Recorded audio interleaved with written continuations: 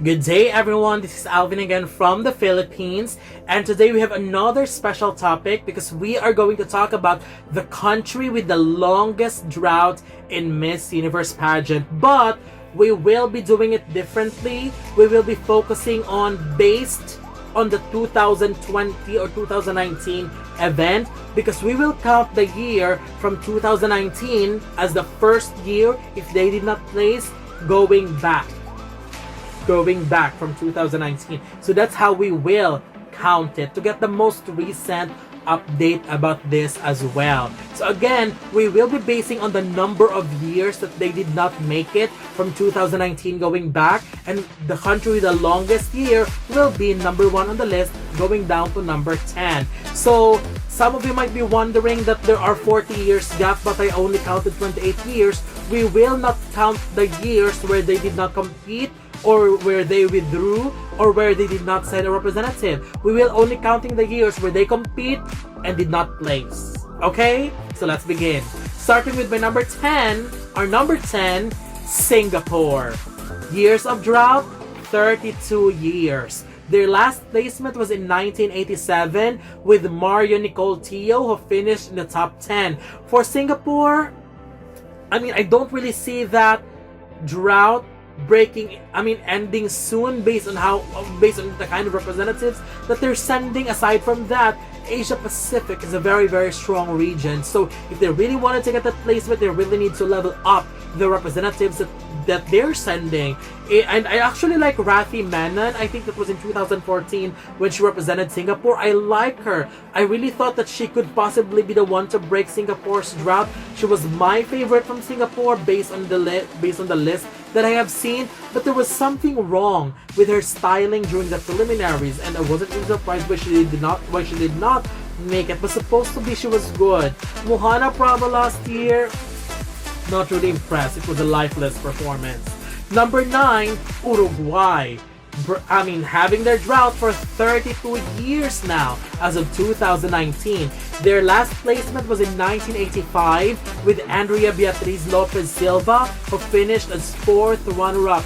And I was actually very happy that in 2019, Osmel Sousa took the franchise for Uruguay, because that means it would be something good for them to happen. And Fiona Tinuta last year was very, very good. I really thought she would at least be given the chance to place, and it would have been amazing if she placed, breaking a long drought for Uruguay. But sadly, she did not make it.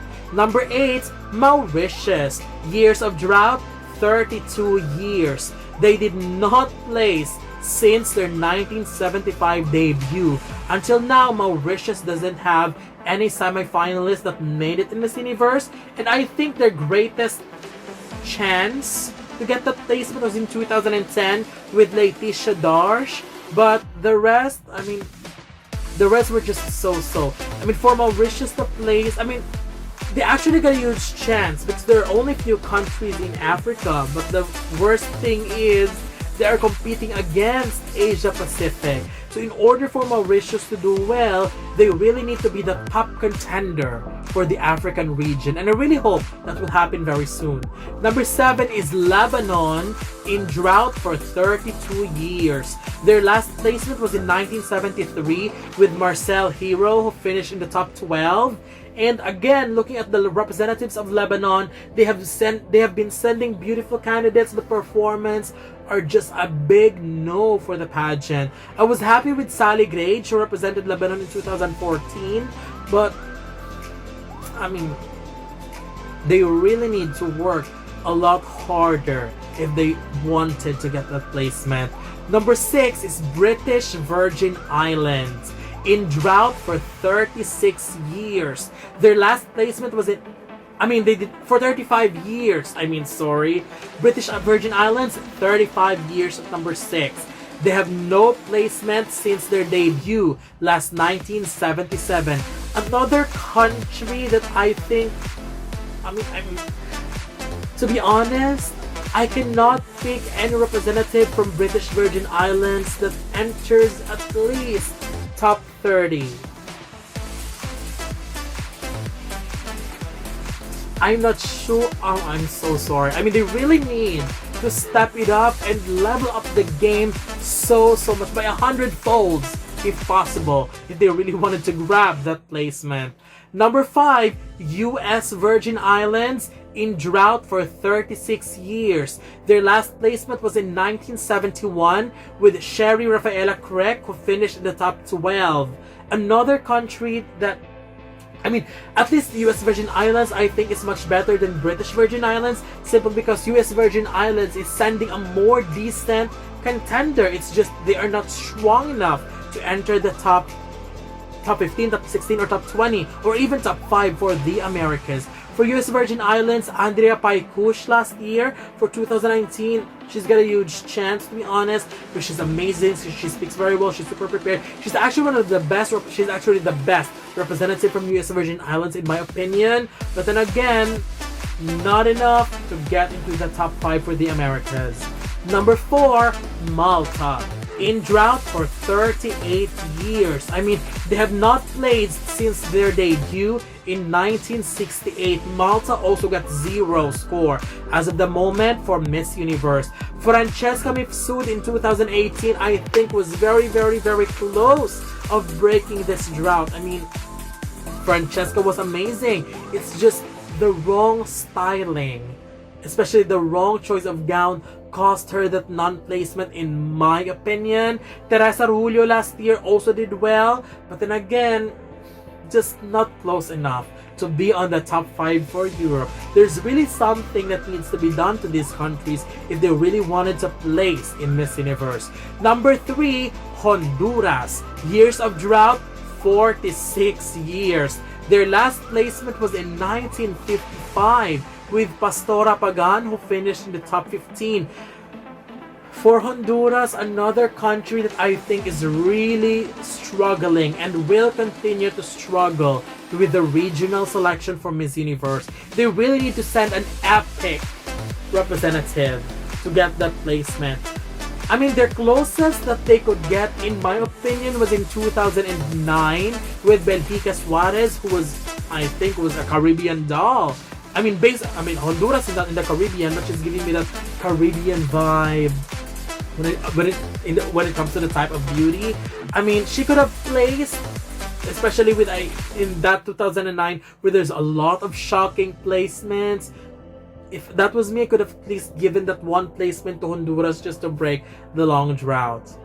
I mean, this is really long. Number 2, another shock to me, is Malaysia. Years of drought, 49 years. Their last placement was in 1970 with Josephine Lina Wong, who finished in the top 10. Malaysia is another country that I really wanted to do well, especially that we build here in Southeast Asia. Malaysia is one of our neighbors. And seeing Indonesia, seeing Vietnam, seeing other Asian countries that are close to us doing very well, while Malaysia is being left behind, is quite alarming, because we really wanted to see Malaysia break that long drought. But then again, I'm just not sure with how they prepare their candidates, especially with the 2020 batch. They're currently having their pageant right now. To be honest, I cannot find someone who could potentially break this drought. And if Miss Universe 2020 will happen, I still think the drought will continue for Malaysia, making it 50 years. I mean, they really need to ask for an outsider's perspective now, or a revamp in the organization, because there's really something wrong.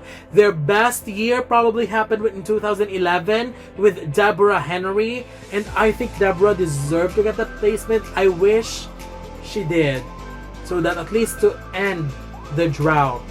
But it did not happen. Again, the styling killed her chances. That gown, oh my gosh, I know I placed her higher in my final prediction, but that gown was just bad. The preparation is just a no.